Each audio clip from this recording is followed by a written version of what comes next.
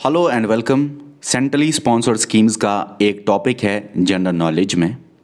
उस पे एक लेक्चर मैंने आपको दिया था जिसमें से मैंने आपको बेसिक्स सिखाए थे सेंट्रली स्पॉन्सर्ड स्कीम्स के बारे में, कंसेप्ट समझाया था क्या होता है ये। उसकी पीडीएफ आपके सामने है। 2-3 मिनट में थोड़ा सा हम क्विकली रिवाइज करेंगे और फिर आगे चलेंगे।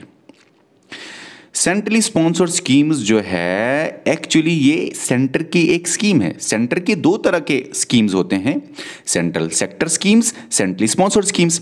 सेंट्रली स्पॉन्सर्ड स्कीम क्या है? पैसा देता है स्टेट गवर्नमेंट भी और सेंट्रल गवर्नमेंट भी, दोनों मिला के पैसे देते हैं, लेकिन काम कौन कराता है, इंप्लीमेंट कौन करता है? State government. और याद रखना, जो भी ये स्कीम है, सेंट्रली स्पॉन्सर्ड स्कीम है, वो स्टेट लिस्ट के अंदर जितने भी चीज़ें हैं उनके रिलेटेड होती हैं। State list, central list, concurrent list, ये कॉन्स्टिट्यूशन के 7th शेड्यूल में लिखे हुए हैं। स्टेट के ताकत, सेंटर के ताकत, और जहाँ पे स्टेट सेंटर दोनों काम करे। सेंट्रल स्पॉन्सर्ड की पैसा सेंट्रल गवर्नमेंट देता है, इंप्लीमेंट भी सेंट्रल गवर्नमेंट करता है, और यूनियन लिस्ट की चीज़ें होती हैं, उन्हीं के रिलेटेड ये स्कीम्स होती हैं। सेंट्रली स्पॉन्सर्ड स्कीम्स 3 तरह की हैं, core of the core schemes और optional schemes. Core of the core schemes में सेंटर ज्यादा पैसे देता है, कोर स्कीम्स में सेंट्रल गवर्नमेंट थोड़ा सा कम पैसे देता है, और ऑप्शनल में सेंट्रल गवर्नमेंट स्टेट गवर्नमेंट लगभग सेम ही पैसे देते हैं अगर हम जनरल कैटेगरी स्टेट्स की बात करें। अगर स्पेशल कैटेगरी स्टेट्स की बात करें तो आपके सामने लिखा है कितना सेंट्रल गवर्नमेंट पैसा देता है, कितना स्टेट गवर्नमेंट पैसा देता है। और फिर मैंने आपको यह भी बोला था कि स्पेशल कैटेगरी स्टेट्स जो हैं 7 north eastern states, Sikkim, J&K, ठीक है ना, मतलब J&K, सिक्किम, हिमाचल प्रदेश, उत्तराखंड, ये सारे हिमालयन स्टेट्स है। आप कह सकते हो 3 हिमालयन स्टेट्स, सिक्किम और 7 नॉर्थ ईस्टर्न स्टेट्स, इन सब को बोला जाता है स्पेशल कैटेगरी स्टेट्स। उनके मामले में सेंट्रल गवर्नमेंट थोड़ा सा ज्यादा ही फंड करता है, पैसा ज्यादा ही देता है। कितना ज्यादा देता है ऊपर जाके देख लो एक बार, कितने % देता है। Core of the core schemes आपके सामने ये हैं, और इनमें से आपको ये पढ़ना है नेशनल सोशल असिस्टेंस प्रोग्राम और महात्मा गांधी MG नरेगा। ये 2 स्कीम्स आपको core of the core schemes में पढ़ने हैं। बाकी स्कीम्स पे कभी सवाल नहीं आता है और बाकी स्कीम उतना इंपॉर्टेंट नहीं है, हालांकि मैं आपको बता दूंगा इनके बारे में भी, लेकिन ये 2 बहुत ही इंपॉर्टेंट है। अगर हम फिर कोर स्कीम्स की बात करें तो आपको ये याद रखना है खास पॉइंट, जैसे कि ऑब्जेक्टिव क्या था स्कीम का, कब लॉन्च हुई ये स्कीम, कौन सी मिनिस्ट्री के अंदर आती है, और कुछ बेसिक पॉइंट्स वो मैं आपको बताऊंगा। तो क्रिटिसिज्म यही है भाई कि टॉप डाउन अप्रोच है, सेंटर डिसाइड करता है स्टेट को क्या करना चाहता है, क्या करना चाहिए, और सेंटर डिसाइड करता है कि क्या स्टेट को क्या करना चाहिए। हालांकि पैसे तो सेंटर देता है, लेकिन स्टेट की पूरी आज़ादी नहीं है इनमें। सेंट्रली स्पॉन्सर्ड स्कीम्स जो है उसमें से पहले core of the core schemes की बात करें। Core of the core schemes में नेशनल सोशल असिस्टेंस प्रोग्राम की बात करेंगे सबसे पहले।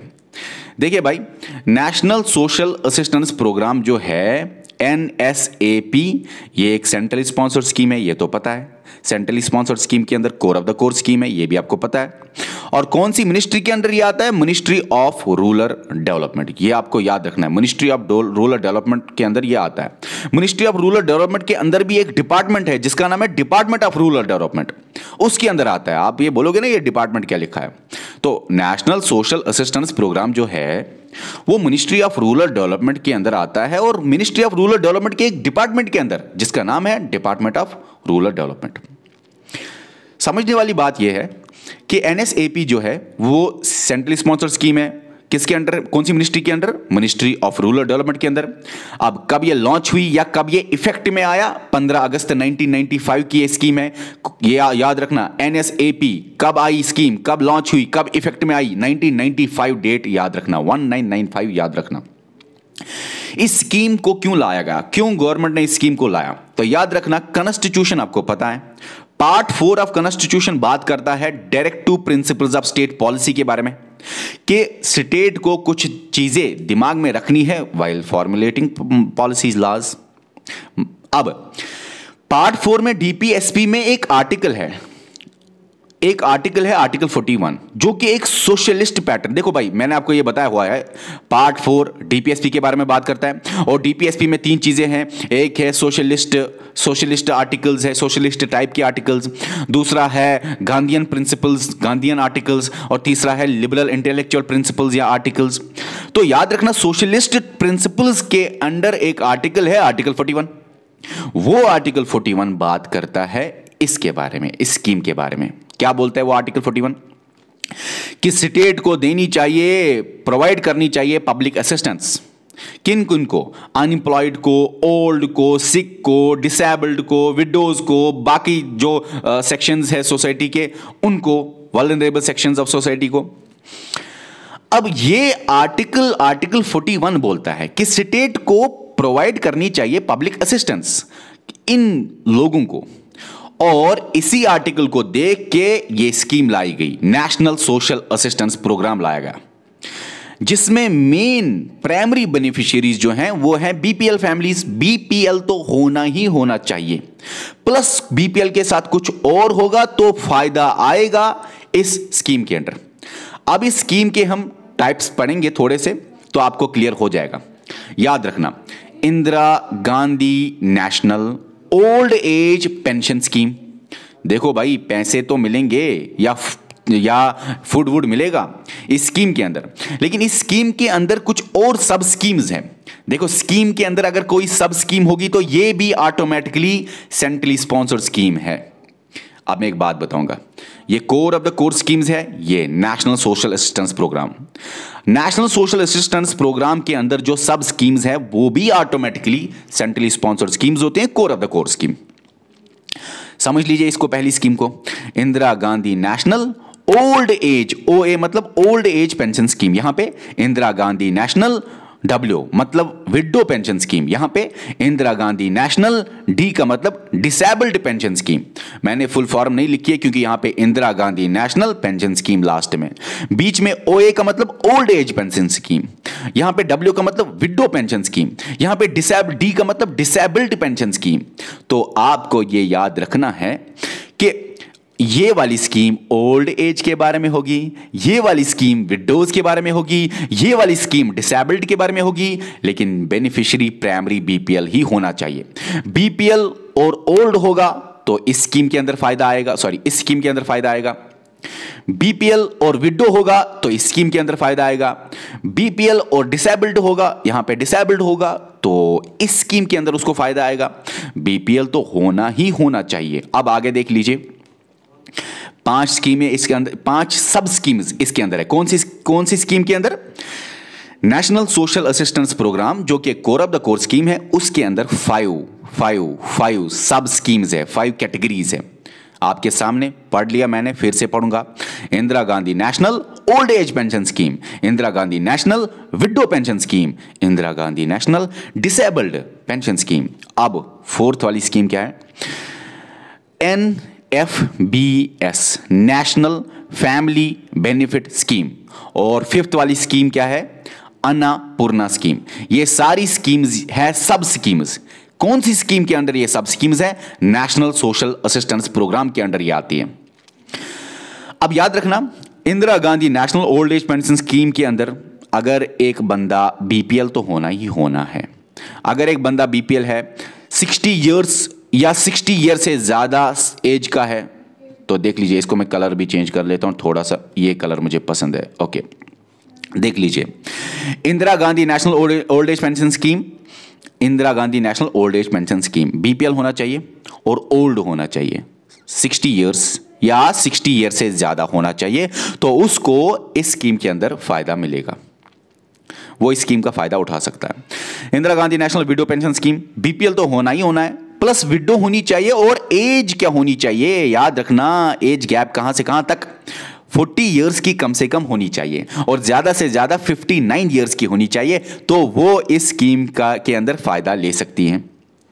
उसके बाद Indira Gandhi national disabled pension scheme, BPL तो होना ही होना है, डिसेबल्ड होना चाहिए साथ में, लेकिन कौन से कितना बड़ा होना चाहिए, कितना ओल्ड होना चाहिए, ये भी याद रखना है आपको।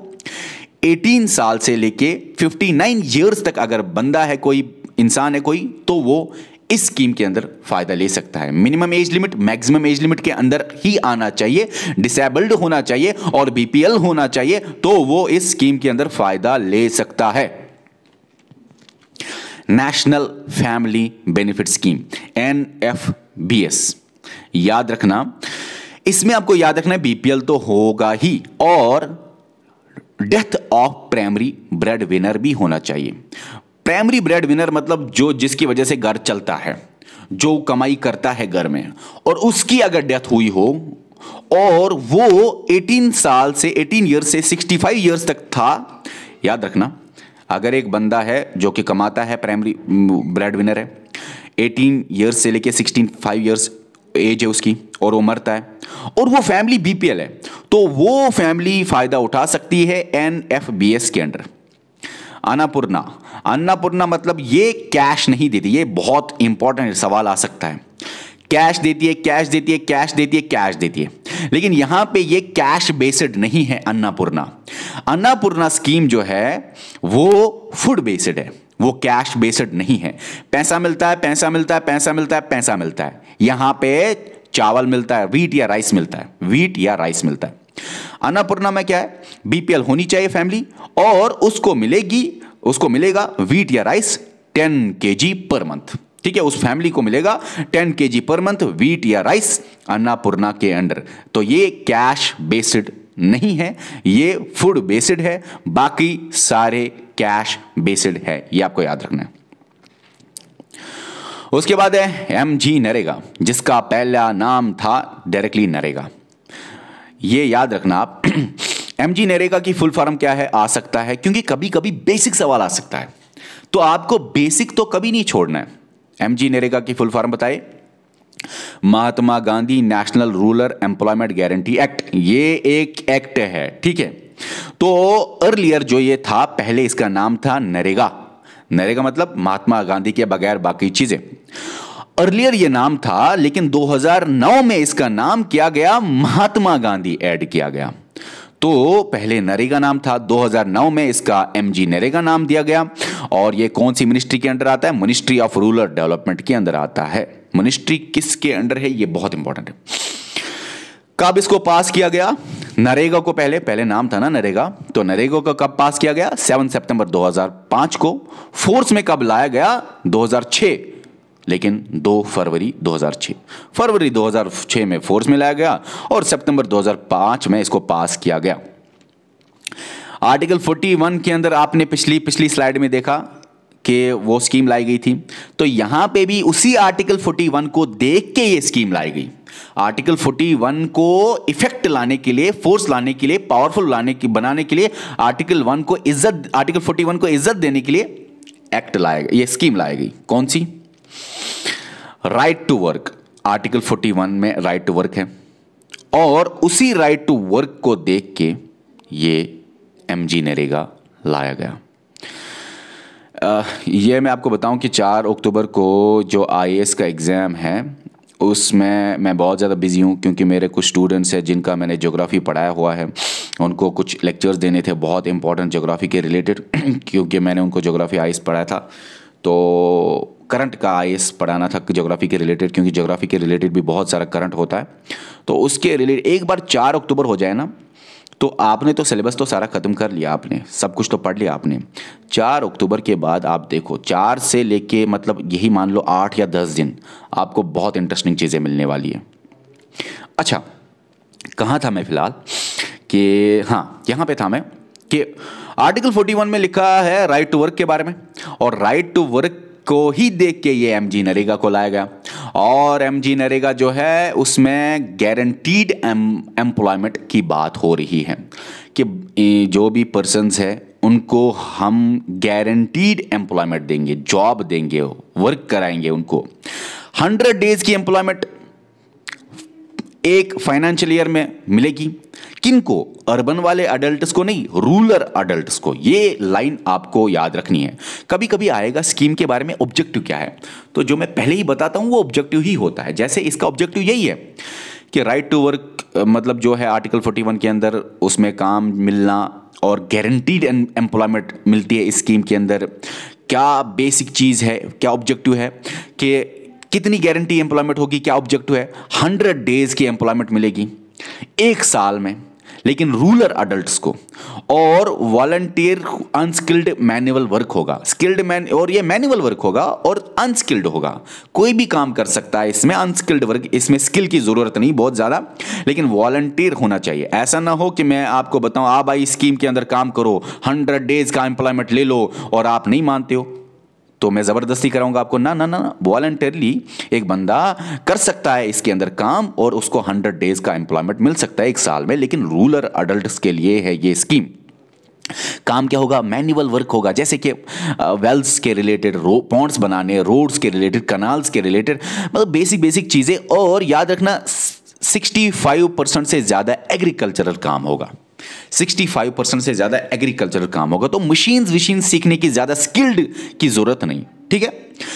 अच्छा, इसमें यह भी याद रखना कि इस स्कीम से क्या हुआ, इकोनॉमिक सिक्योरिटी मिली गरीबों को, कि वो भी पैसे कमा सकते हैं, पैसा आ सकता है, इकोनॉमिक सिक्योरिटी मिली। और पंचायती राज इंस्टीट्यूशंस जो है वो स्ट्रांग हो गए, उनको भी थोड़ा सा काम मिल गया। क्यों? क्योंकि पंचायत, अगर आपको इस स्कीम का फायदा उठाना है तो आपकी एलिजिबिलिटी क्या है, सिटीजन होने चाहिए, 18 ईयर्स ऑफ एज होने चाहिए, लोकल ग्राम पंचायत के आप रजिस्टर होने चाहिए, लोकल ग्राम पंचायत के अंदर आप रजिस्टर होने चाहिए, और तब जाके आप इस स्कीम का फायदा उठा सकते हो। 18 ईयर के सिटीजन हो और रूरल अडल्ट होने चाहिए, ठीक है। अब एक बात याद रखो कि लोकल ग्राम पंचायत में रजिस्टर होना चाहिए आपका नाम, और जब आप पंचायत में जाओगे वो आपको देखेंगे और वो रजिस्टर आपको कराएंगे। इस स्कीम के अंडर वो रजिस्टर आपको कराएंगे और एक जॉब कार्ड देंगे। उसी जॉब कार्ड के अंदर आप इस स्कीम का फायदा उठा सकते हो, काम कर सकते हो, 100 डेज की एम्प्लॉयमेंट आपको मिल सकती है। लेकिन देखना यह है जॉब देते देते कि 1/3 बेनिफिशियरीज वुमेन होनी चाहिए, औरतें होनी चाहिए 1/3 बेनिफिशरीज। और काम मिलेगा 5 किलोमीटर के अंदर अंदर। अगर 5 किलोमीटर के अंदर अंदर, आपके घर के 5 किलोमीटर के अंदर अंदर काम मिलेगा, 5 किलोमीटर से ज्यादा अगर दूरी पे काम मिलता है तो आपको दिया जाएगा एक्स्ट्रा वेजेस। 5 ये क्या लिखा है, अबो 5 किलोमीटर लिखना है यहाँ पे, ठीक है। अबो 5 किलोमीटर अगर काम मिला कहीं पे तो आपको दिया जाएगा एक्स्ट्रा वेजेस। याद रखना जितने भी इंडिया के डिस्ट्रिक्ट्स है सारे कवर हो जाएंगे with 100%, except with 100% urban population. इस बात को समझो, अगर कहीं पे अर्बन वाला भी जगह है और उसमें थोड़ी सी भी बस 2%, 3%, 5%, 10% अर्बन, ये अर्बन पॉपुलेशन है। देखो भाई ये डिस्ट्रिक्ट है, एक डिस्ट्रिक्ट है, ओके। इस डिस्ट्रिक्ट में पूरा ये अर्बन डिस्ट्रिक्ट है, लेकिन थोड़ी सी रूरल पॉपुलेशन भी है, तो यहां पे भी ये स्कीम लाई जाएगी, इंप्लीमेंट की जाएगी। लेकिन अगर एक डिस्ट्रिक्ट में 100% अर्बन लोग हैं, रूरल कोई है नहीं, तो इस डिस्ट्रिक्ट के अंदर वो इंप्लीमेंट नहीं होगी। तो याद रखना इंडिया के सारे डिस्ट्रिक्ट्स में ये इंप्लीमेंट होगी, लेकिन एक्सेप्ट विद 100% अर्बन पॉपुलेशन। जहां पे 100% अर्बन पॉपुलेशन है वहां पे ये स्कीम इंप्लीमेंट नहीं होगी। सेंट्रल गवर्नमेंट 100% पैसा देगा, लेकिन कौन सा पैसा? लेबर वाला पैसा, जो इन बंदों को लेबर कॉस्ट है, जो ये मजदूरी कर रहे हैं 100 डेज की, मिनिमम 100 डेज है, उससे ज्यादा भी हो सकता है। 100 डेज की जो ये मजदूरी कर रहे हैं, सेंट्रल गवर्नमेंट उस मजदूरी का पैसा देगा, लेबर कॉस्ट देगा 100%। लेकिन मटेरियल कॉस्ट, जो काम चल रहा है, कोई भी एग्रीकल्चर वर्क, जो भी रोड बनाना, कोई भी मसला जो काम चल रहा है, उस काम के ऊपर जो मटेरियल कॉस्ट होगा, सेंट्रल गवर्नमेंट 75 ही पैसा देगा। तो याद रखना जो ये एम्प्लॉयमेंट, जो ये लोगों को एम्प्लॉयमेंट मिलेगा 100% पैसा देगा सेंट्रल गवर्नमेंट उसको, लेबर कॉस्ट। लेकिन मटेरियल कॉस्ट जो है वो सेंट्रल गवर्नमेंट देगा ओनली 75%। विद इन 15 डेज आपको जॉब मिलेगा जब आपने अप्लाई किया। अगर आपको 15 दिन के अंदर जॉब नहीं मिलता, एम्प्लॉयमेंट नहीं मिलती जब आपने अप्लाई किया, if not provided with in 15 days, तो आपको अनएम्प्लॉयमेंट अलाउंस मिलेगा, पैसा मिलेगा आपको, बैठ के टेंशन ना ले। अब रिसेंटली 182 रुपीज पहले मिलते थे, 182 रुपीज पर पर्सन, लेकिन रिसेंटली चेंज किया गया इसको from 182 rupees to 202 rupees per person. अब है umbrella scheme for development of ST SC, यहाँ पे माइनॉरिटी और अदर वर्नरेबल ग्रुप्स। इधर से सवाल आने के चांसेस नहीं है, लेकिन अगर सवाल आएगा कौन सी मिनिस्ट्री के अंदर है और कौन सा ऑब्जेक्टिव है। अब मैं आपको ये भी बताऊं कि कुछ बच्चे टेक्स्ट कर रहे हैं, सर जो आपने ये स्कीम्स का जो ये नंबरिंग दी थी, हमें बताया था स्कीम्स का लिस्ट, उसमें सेंट्रली स्पॉन्सर्ड स्कीम्स हम वहाँ से पढ़ रहे हैं, उस बुक से पढ़ रहे हैं, उस टीचर से पढ़ रहे हैं, वो ये तो बहुत सारी स्कीम्स आ गई। तो एक बात याद रखो, सेंट्रली स्पॉन्सर्ड स्कीम्स वो नहीं है। एग्जाम्पल दे रहा हूँ कि कल एक बच्चा बोल रहा था सर हमने ये नहीं देखा, ये सेंट्रली स्पॉन्सर्ड स्कीम्स जो हमने लिस्ट दिया है। फॉर एग्जाम्पल बहुत सारी बच्चों ने कुछ टेक्स्ट किए। फॉर एग्जाम्पल PMSYM, प्रधानमंत्री श्रम योगी मानधन योजना, फॉर एग्जाम्पल देखो वो स्कीम जो है वो अगर आपने कहीं से भी पढ़ी हुई है वो सेंट्रली सेक्टर स्कीम है, सेंट्रली स्पॉन्सर्ड स्कीम वो है नहीं। PMSYM सेंट्रली स्पॉन्सर्ड स्कीम नहीं है, सेंट्रली स्पॉन्सर्ड स्कीम नहीं है, वो सेंट्रली सेक्टर स्कीम है, सेंट्रल सेक्टर स्कीम। तो अगर आपको कल यही सवाल आ गया कौन सी स्कीम है सेंट्रली स्पॉन्सर्ड, कौन सी स्कीम है सेंट्रल सेक्टर, तो आप तो फंस जाओगे। इसलिए पूरी चीज़ें क्लियर करो। जहां पे भी मैं आपको सब पार्ट्स में बताऊंगा, किसी भी स्कीम के अंदर जब मैं सब पार्ट में बताऊंगा कि ये स्कीम है, तो फॉर एग्जाम्पल यहाँ पे मैंने आपको ये स्कीम्स के बारे में बोला और ये भी ऑटोमेटिकली सेंट्रली स्पॉन्सर्ड स्कीम्स आ गए। लेकिन जहाँ से भी आप कुछ नया देखोगे तो थोड़ा सा रिसर्च करो और बस, ठीक है। तो यहाँ पे सवाल आएगा मिनिस्ट्री, कौन सी मिनिस्ट्री के अंदर है, कौन सी ऑब्जेक्टिव है। Umbrella scheme for development of ST, बहुत पहले से ये चल रहा है, कॉन्स्टिट्यूशन के बनने के बाद ये स्कीम्स चल रही है। SC के बारे में, STs के बारे में, माइनॉरिटीज के बारे में, other vulnerable groups of society के बारे में। कौन सी मिनिस्ट्री के अंदर है ये, मिनिस्ट्री ऑफ ट्राइबल अफेयर्स। कौन सा ऑब्जेक्टिव है, ऑब्जेक्टिव है कि ST और बाकी लोग जो हैं उनमें गैप को कम करना। ST जो है और अदर्स जो हैं उनमें जो एजुकेशन का गैप है उसको कम करना, ठीक है ना। ST को थोड़े से एजुकेशनल बेनिफिट्स देना, ये है इस स्कीम का main objective. Umbrella scheme for development of SC कौन सी मिनिस्ट्री के अंदर है, ministry of social justice and empowerment. Objective क्या है, SC का ओवरऑल ग्रोथ कराना। Umbrella scheme for development of minorities कौन सी मिनिस्ट्री के अंदर है, ministry of minority affairs. Objective क्या है, माइनॉरिटीज के बारे में कुछ भी आ जाए कल आपको, माइनॉरिटीज के बारे में, ये माइनॉरिटीज को एजुकेशन देना, माइनॉरिटीज को रिजर्वेशन, माइनॉरिटी को ये बेनिफिट देना, ये पैसा देना, ये ठीक है ना। तो स्कॉलरशिप वो ये बाकी चीज़ें, वो सारी चीज़ें इसके अंदर आती हैं। उसके बाद है umbrella scheme for development of other vulnerable groups. Vulnerable groups का मतलब है इनके बगैर जो ग्रुप्स आते हैं, जैसे कि फॉर एग्जांपल OBC आता है, डिसेबल्ड आता है, ट्रांसजेंडर आता है, सीनियर सिटीजन्स आते हैं या बाकी चीज़ें। कौन सी मिनिस्ट्री के अंदर है ये, ministry of social justice and empowerment. तो यहां से कभी आता नहीं सवाल, मिनिस्ट्री आप याद रखो। तो ये सवाल आते हैं, इन दोनों में से बहुत ज़्यादा चांसेस सवाल आने के। Core of the core schemes में कुछ ऐसे हैं जहां से सवाल बिल्कुल भी नहीं आ सकता, लेकिन कुछ ऐसे जो बहुत इंपॉर्टेंट है। Core of the core schemes पे भी आज ही आपको लेक्चर मिलेगा और इसको हम दूसरे लेक्चर में ख़त्म करेंगे, ठीक है। तो फिलहाल ये छोटा सा लेक्चर था, अभी आएगा इसके बाद बड़ा लेक्चर जिसमें हम ये एंड करेंगे।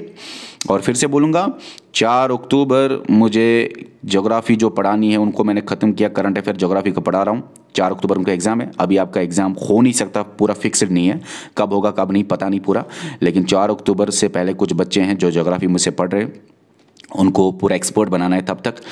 लेकिन 4 अक्टूबर के बाद बहुत स्पेशल मिलने वाला है। मुझे क्या काम है फिर, आप ही के साथ काम है बस, ठीक है। Okay bye.